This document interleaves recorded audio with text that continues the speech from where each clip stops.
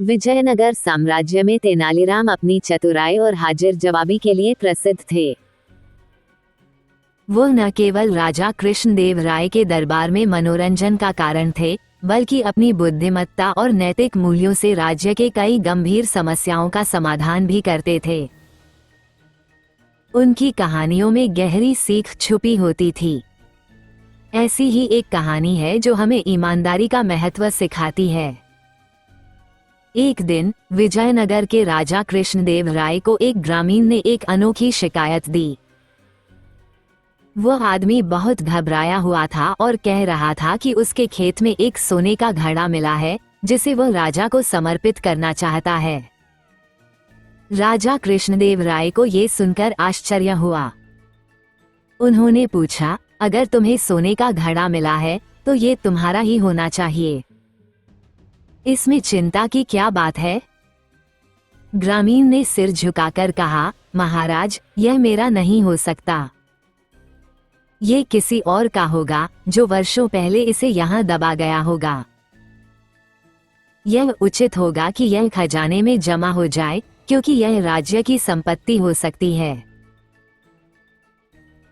राजा ग्रामीण की ईमानदारी से बहुत प्रभावित हुए, लेकिन उन्होंने तेनालीराम को बुलाकर कहा, देखो तेनाली, यह आदमी बड़ा ईमानदार लगता है, लेकिन ये भी संभव है कि यह हमें धोखा देने का प्रयास कर रहा हो।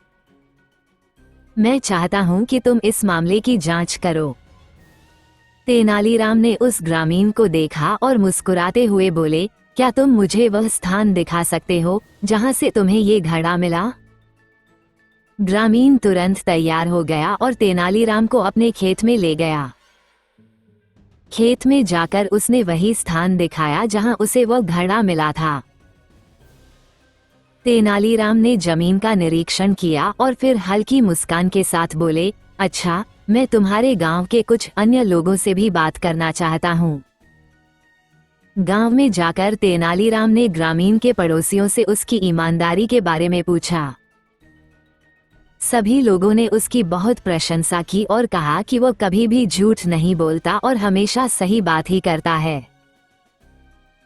फिर तेनालीराम ने राजा के पास जाकर कहा, महाराज, इस ग्रामीण की ईमानदारी में कोई संदेह नहीं है, लेकिन अगर यह सच में इसका मालिक नहीं है तो हमें इसके असली स्वामी का पता लगाना चाहिए।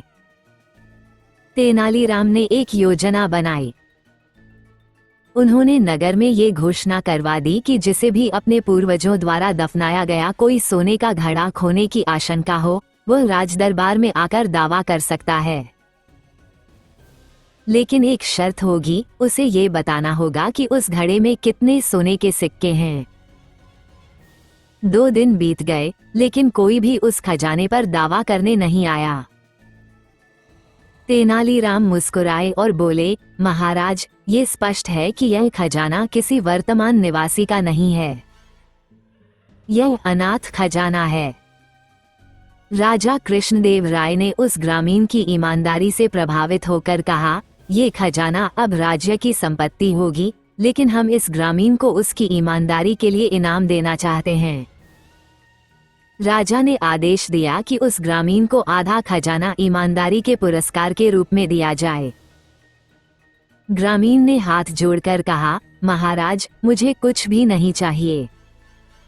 मैं सिर्फ अपना कर्तव्य निभा रहा था।